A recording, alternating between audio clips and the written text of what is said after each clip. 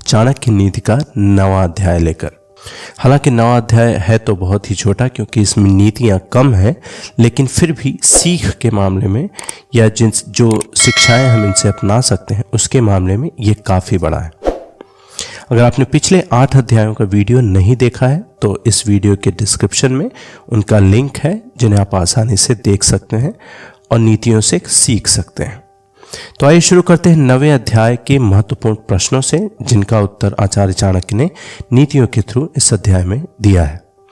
पहला महत्वपूर्ण प्रश्न है कि कैसे आप जन्म और मृत्यु के चक्र से मुक्त हो सकते हैं। दूसरा महत्वपूर्ण प्रश्न है कि शरीर का सर्वश्रेष्ठ अंग कौन सा है और सर्वश्रेष्ठ इंद्रियां कौन सी हैं। किन सातों को यदि वो सो जाएं तो उन्हें जगा देना चाहिए और किन सातों को नींद से कभी भी नहीं जगाना चाहिए। कैसे गुणों वाला आदमी जीवन में कुछ भी नहीं कर सकता और फिर कैसे आप इंद्र जैसा वैभव या धन संपदा या फिर शक्तियां हासिल कर सकते हैं। इन सारे प्रश्नों का उत्तर नीतियों में आपको मिलेगा। तो ये वीडियो पूरा देखिए ताकि इस अध्याय से भी आप महत्वपूर्ण सीख ले सकें। आइए शुरू करते हैं पहली नीति से, जिसमें आचार्य चाणक्य कहते हैं कि तात, यदि तुम जन्म मरण के चक्र से मुक्त होना चाहते हो तो जिन विषयों के पीछे तुम इंद्रियों की संतुष्टि के लिए भागते फिरते हो उन्हें ऐसे त्याग दो जैसे तुम विष को त्याग देते हो, यानी जहर को त्याग देते हो। इन सब को छोड़कर हे तात, तितिक्षा बोलते हैं सहन शक्ति को, हमारे सुख या दुख सहने की शक्ति को, ईमानदारी का आचरण, दया, शुचिता बोलते हैं ऐसे गुण को जो छल कपट से रहित हो, और सत्य, इनका अमृत पियो। तो यही शिक्षा है जिससे आप जीवन और मरण के चक्र से मुक्त हो सकते हैं। फिर अगली नीति है, वो कहती है कि जो कमीने लोग दूसरों की गुप्त खामियों को उजागर करते हुए फिरते हैं, सबसे कहते फिरते हैं, उसी तरह नष्ट हो जाते हैं जैसे कोई सांप चींटियों के टीलों में जाकर फंसकर मर जाता है। फिर अगली नीति है, वो कहती है कि शायद किसी ने भी सृष्टि के निर्माता भगवान ब्रह्मा जी को ये सलाह नहीं दी कि वे स्वर्ण को सुगंध प्रदान कर दें, गन्ने के झाड़ को फल प्रदान करें, चंदन के वृक्ष को फूल प्रदान करें और विद्वानों को धन संपदा प्रदान करें और राजा को लंबी आयु प्रदान करें। फिर अगली नीति है कि अमृत सबसे बढ़िया औषधि, इंद्रिय सुख में सबसे अच्छा सुख या सर्वश्रेष्ठ सुख भोजन है। नेत्र सभी इंद्रियों में श्रेष्ठ है और मस्तिष्क यानी जो मस्तक है वो शरीर के सभी भागों में श्रेष्ठ है। कोई संदेशवाहक आकाश में नहीं जा सकता और आकाश से कोई खबर खुद ब खुद आती भी नहीं है, आ भी नहीं सकती। वहां रहने वाले लोगों की आवाजें सुनाई नहीं पड़ती हमें और उनके साथ कोई संपर्क भी नहीं हो सकता है। इसलिए वे ब्राह्मण जो सूर्य और चंद्र ग्रहण की भविष्यवाणी करते हैं उन्हें विद्वान मानना चाहिए।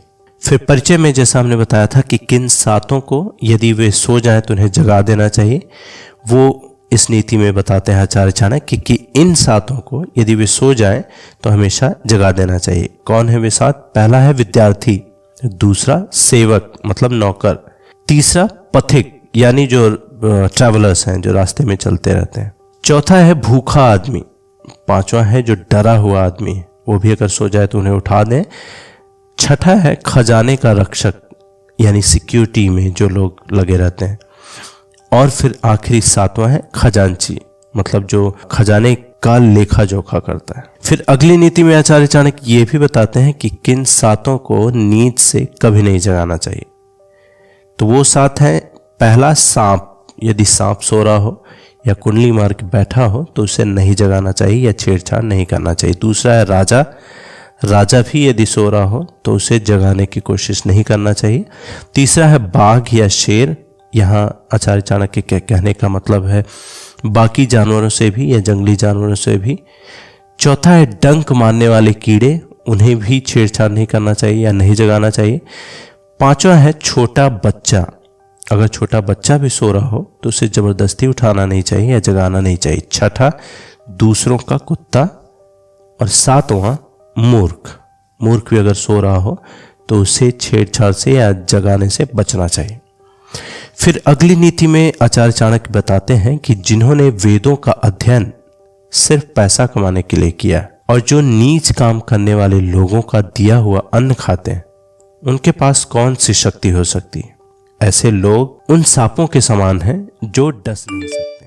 फिर अगली नीति में इसी बात को आगे बढ़ाते हुए आचार्य चाणक्य कहते हैं कि जिसके डांटने से सामने वाले के मन में डर पैदा नहीं होता और प्रसन्न होने, खुश होने के बाद जो सामने वाले को कुछ दे नहीं सकता, वो ना तो किसी की रक्षा कर सकता है और ना ही किसी को कंट्रोल या नियंत्रित कर सकता है।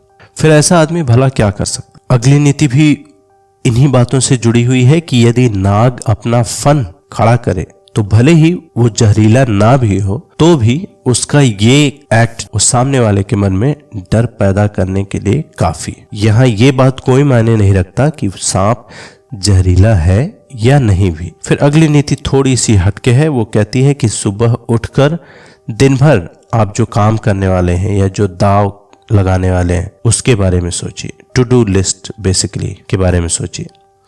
दोपहर को अपनी माँ को याद करें या परिजनों को याद करें और फिर रात को चोरों को ना भूलें। फिर जैसा हमने परिचय में बताया था कि इंद्र के समान वैभव आपको कैसे प्राप्त हो सकता है, उसके बारे में ही अगली नीति है कि आपको भी इंद्र के समान वैभव प्राप्त हो सकता है यदि आप अपने भगवान के गले की माला अपने हाथों से बनाएं, अपने भगवान के लिए चंदन अपने हाथों से घिसें और अपने हाथों से पवित्र ग्रंथों को लिखें। फिर अगली नीति कहती है, जो कि आखिरी नीति है इस अध्याय की, वो कहती है कि गरीबी पर धैर्य से मात करें, पुराने वस्त्रों को स्वच्छ रखें, बासी अन्न को गर्म करें और अपनी कुरूपता पर अपने अच्छे व्यवहार से मात करें।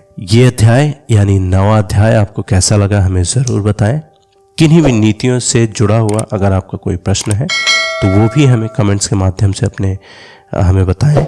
हम उसका सरल या उन प्रश्नों का उत्तर देने का प्रयास करेंगे। और अगर आपको पुराने भी किसी अध्यायों में 7-8 अध्यायों की वीडियोस में कोई प्रश्न है या कोई जानकारी आप लेना चाहते हैं तो हमें कमेंट्स करके ज़रूर बताएं। आपके कमेंट्स हमारा उत्साह बढ़ाते हैं और हमें और भी वीडियोस को बनाने के लिए इंस्पायर करते हैं। तो हमें ज़रूर बताएं ये वीडियो कैसा लगा। धन्यवाद।